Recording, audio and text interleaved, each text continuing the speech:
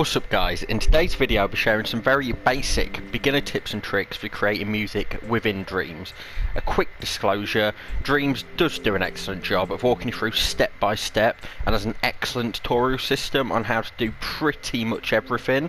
Especially for new Dreams this can be helpful, but at the same time it can be a bit overwhelming. I know for me personally, with all the information on the first sort of day or two, I was struggling quite a bit. So these are the sort of bare bones tips, and in future there will be a more advanced guide coming with some sort of in-depth features that you may not know. And if you do enjoy this video, feel free to subscribe to catch more videos on Dreams in future.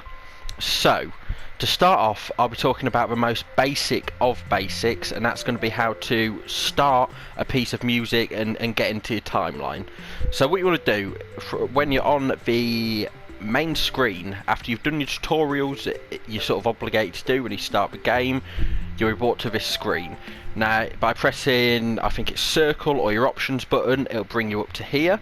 Then all you want to do is go on to Dream Shaping, down to here, new element or scene, and this is the screen you should be looking at. Now from here you've got all these sort of overwhelming features up here, but what we want to be doing is going into modes, and then from here you've got your sculpt mode, paint mode, whatever.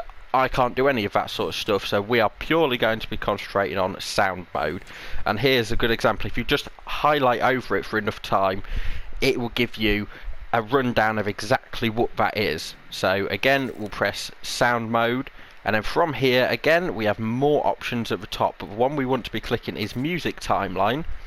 When you're on here, you tap cross and it will stamp it, and then if you move away from it, tap circle, it will get rid of your stamp, so you're not just putting hundreds of them down.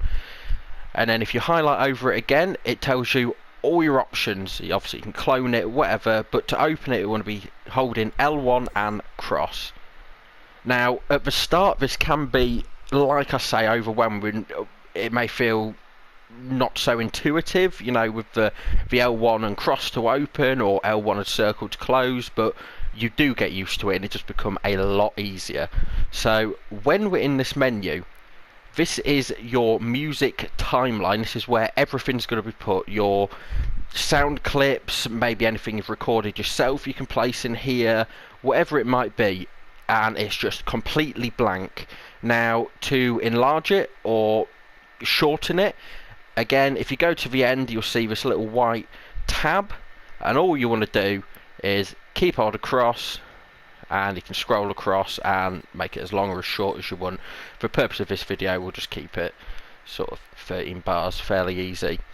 Right, so my second tip is going to be to find what type or genre you're looking for overall. Now if you've been laid down, you're sitting watching telly and something's popped into your head, great, use that inspiration. Even take inspiration off other real world artists. And a good way to sort of find what you're looking for is just to have a browse of the sounds as well. If you're struggling, if you really want to get a project done and you just don't know where to start, if you, while on this menu, not highlighted over anything, tap square, it'll open this back up, and then with the little search tool, this is where you have your different options. So you can search for an instrument. Again, if you highlight over it, it'll tell you exactly what it is. Obviously we've got, you know, 4 pages. Feel free to look at them, or you can search music clip, search effect fields, and effect fields we'll go into in a different video. It's a little bit more advanced, but yeah, so you've got a choice here. I'm just going to press instruments, and then on here, as you can tell, you've got stuff like this where you've got 3 sort of separate pictures. This is a collection, okay, whereas your single picture ones are just your, as you would guess, your single instrument, and you can highlight over it to sort of get that idea of what it is. But if you're very basic and you're starting, the medium molecule instruments are sort of a collection of all your different instruments and types, maybe a little bit more basic instruments, but you know, there's a lot of diversity, don't get me wrong. And this is certainly very good for beginners because it's all in one place. And as you sort of get started, you'll sort of know which maybe creations you prefer more, and up at the top right you can follow the creation to find it easier sort of next time.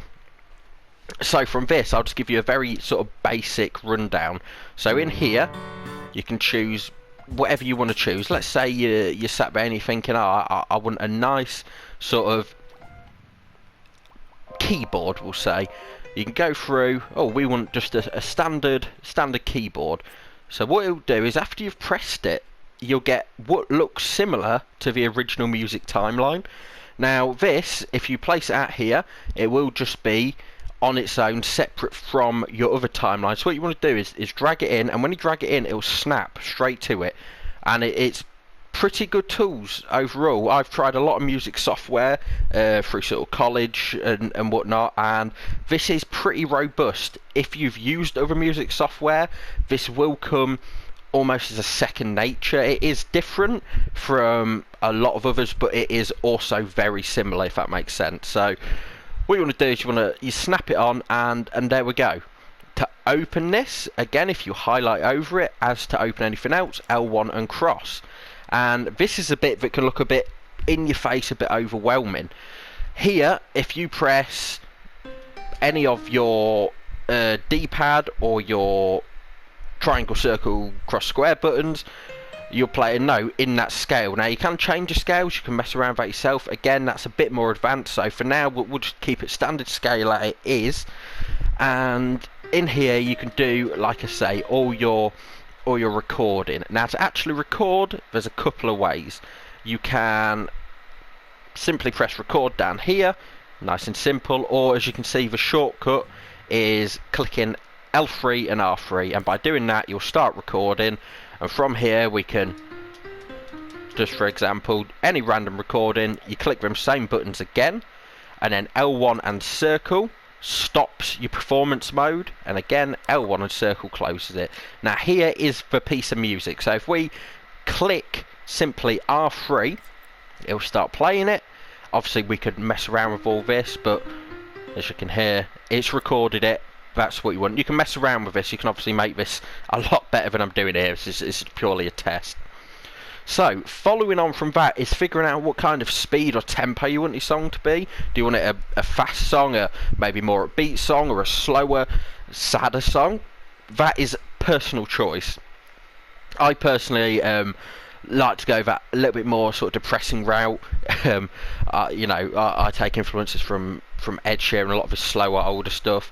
So that's what you got to figure out. Now you can change the bars and everything. We will go over that again in another video. But at the start, it's just figuring out how fast you want to play that. So just an example, just to play it. So very, very simple. I was tapping random buttons, but if you want, you can, you know, you could play a lot quicker or a lot slower. You want to figure it out pretty much straight away, what kind of song you want to be playing. Like I said in the previous point, you want to pick your genre, but again, it's kind of difficult because you can have the sort of more upbeat songs, you know, happy songs for example, but it can still be quite slow and vice versa. So you want to figure that out pretty early on as well, and with that and your genre, you should get a good mix and a good feel of what sort of instruments you want to play. Now, my fourth tip, and one I did kind of draw on earlier, is to draw inspiration from, as I said earlier, real world artists or even other dreamers' creations. So, if we, and just to sort of demonstrate, I'm just going to sort of quit out of this. If you leave something, you can quick save it. This would be a good time to show you this, I suppose. When you save it, you want to go save it as an element, and then music, and then you name it whatever you want. So I'm purely just going to name this one, I don't know, test. Nice and easy, and we don't have to worry, it's not as of yet going to release to public, and you don't have to release any of it to public. So what we want to do on here, if we want to maybe remix someone else's work, if you go on Dream Surfing, now it does bring up all your games and everything else that excellent other dreamers have made. It's certainly more talented than myself. But if you search, you can then search by specific criteria.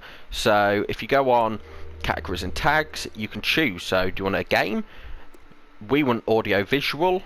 We want to go into music, and again, a lot of these people are a lot more talented than myself, but you can go through here and you can really get this kind of idea of what other people are making, and you scroll through enough, you know, maybe you see something you enjoy. Just go back on there. I don't know, maybe, like I say, you see something you enjoy. We'll go there. So let's just say I really enjoy this one. Okay, now when it comes up, you have these options. So you've got obviously your thumbs up, you got your play. Now some of them you're not going to be able to remix. You know, it's a choice that the dreamer themselves has to make. But if you go through, eventually you're going to find one or two. And I also think, now I might just be making this completely up here, but let me just check in my test. Oh, and it is a good way to show it. If you did want to release it from this menu, simple as clicking a release button, it'll take you through a bunch of menus and what you want to name it.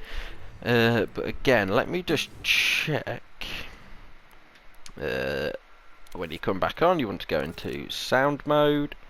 We go into search, instrument. Yep.